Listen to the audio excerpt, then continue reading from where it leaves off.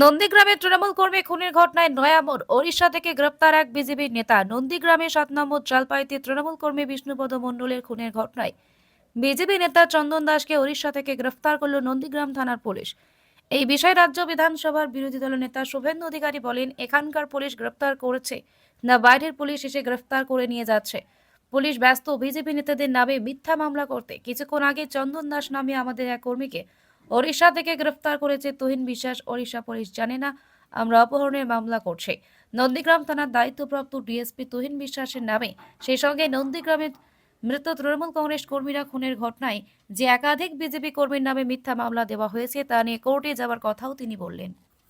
Voter তো তৃণমূলের voter, তো এরা বাংলাদেশের জঙ্গিরা তৃণমূলের ভোটার, পাকিস্তানের জঙ্গিও ভোটার। জাভেদ মুন্সি সে বিস্ফোরক বানায়, ও সব ধরেছে বাইরের পুলিশ।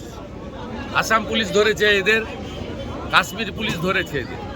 পুলিশ ব্যস্ত বিজেপি নেতাদের নামে মিথ্যা মামলা করে।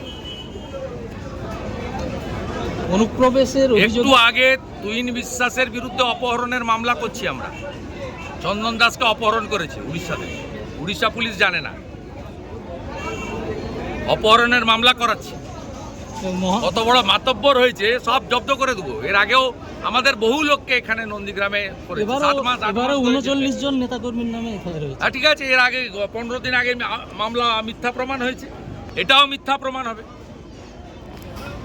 এটাও মিথ্যা প্রমাণ হবে। মমতা ব্যানার্জি এখানে হেরেছেন, ভবিষ্যতে আবার হারবেন।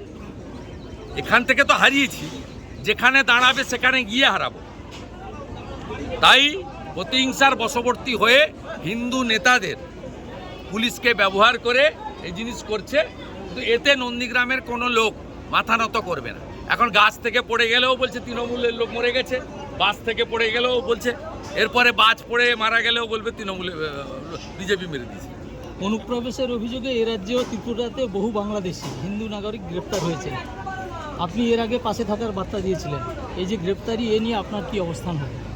হিন্দুদেরকে আমরা সেভ করব, সমস্ত হিন্দুদের সেভ করব, চিন্তার কোনো কারণ নেই। উস্কানিমূলক মন্তব্যের জেরে অর্জুন সিংকে পুলিশের মেল ঘিরে বিভ্রান্তি চলছে। উস্কানিমূলক মন্তব্য করুক, কোর্টে দেখা হবে।